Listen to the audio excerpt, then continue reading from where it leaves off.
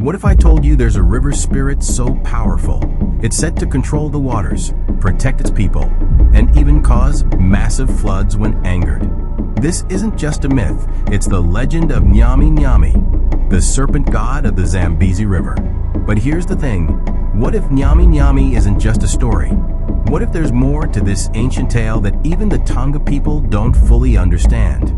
Stick around, because what we're about to uncover might just change how you see African folklore forever. Alright, so here's the deal. Today, we're diving deep into one of the most fascinating legends in African folklore, the story of Nyami Nyami. This isn't just some random myth. It's a story that's been passed down for generations, shaping the lives, traditions, and even the fears of the Tonga people who live along the Zambezi River. But here's the twist. This isn't just a story about a river god. It's a story about power, survival, and the unbreakable bond between humans and nature.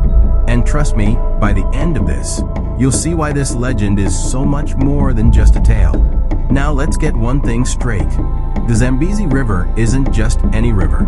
It's one of the most powerful rivers in Africa. And for the Tonga people, it's not just a source of life, it's a source of fear and reverence. Why?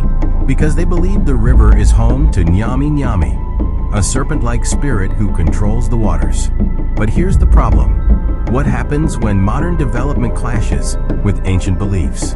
What happens when you try to build something like, say, a massive dam on a river that's protected by a god? That's exactly what happened with the Kariba Dam, and let me tell you, things didn't go smoothly. So, who exactly is Nyami Nyami? According to Tonga legend, Nyami Nyami is a serpent-like creature with the body of a fish and the head of a snake. He's said to be as long as 3 elephants, with scales that shimmer like gold in the sunlight. But Nyami Nyami isn't just some random monster. He's a protector, a provider, and a symbol of the river's life-giving power. The Tonga people believe that Nyami Nyami and his wife live in the Zambezi River, and together they control the flow of the water, the fish, and even the weather. But here's where it gets interesting. The Tonga people don't just worship Nyami Nyami out of respect, they also fear him.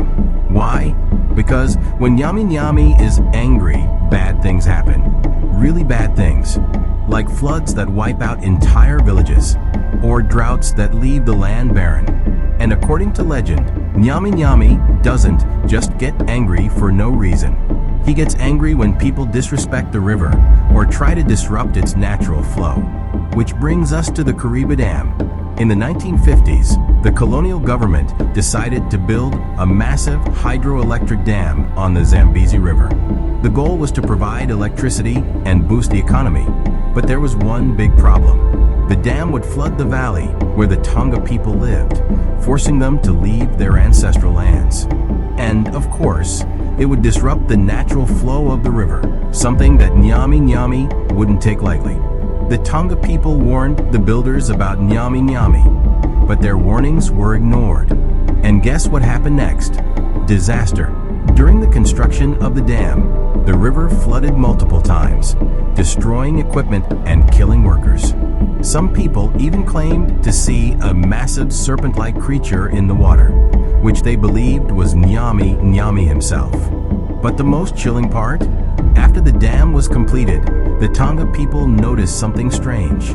The river's ecosystem changed, fish populations declined, and the water levels became unpredictable. To this day, many Tonga people believe that Nyami Nyami is still angry, and that the dam has disrupted the balance of the river. Now you might be thinking, okay, but this is just a myth, right? Well, here's the thing. While Nyami Nyami might not be a literal serpent god, the legend reflects a very real truth: the importance of respecting nature. For the Tonga people, the Zambezi River isn't just a resource. It's a living, breathing entity that deserves respect and care. And in a world where we're constantly exploiting natural resources, maybe there's something we can learn from this ancient legend. So, here's the big question. Is Nyami Nyami real? Well, that depends on how you define real. If you're talking about a literal serpent god, then probably not. But if you're talking about the power of belief, the importance of respecting nature, and the impact of cultural traditions, then yes, Nyami Nyami is very real. For the Tonga people, Nyami Nyami isn't just a story, it's a way of life. It's a reminder that we're all connected to the natural world, and that our actions have consequences. So, what's the takeaway here? The legend of Nyami Nyami isn't just a fascinating piece of African folklore. It's a powerful reminder of the relationship between humans and nature. It's a story that teaches us to respect the environment, to honor our traditions, and to think twice before disrupting the natural balance. And whether or not you believe in Nyami Nyami, one thing is clear. This legend has stood the test of time for a reason. If you found this story as fascinating as I did, hit that subscribe button and stay tuned for more deep dives into African folklore. Trust me, you don't want to miss what's coming next.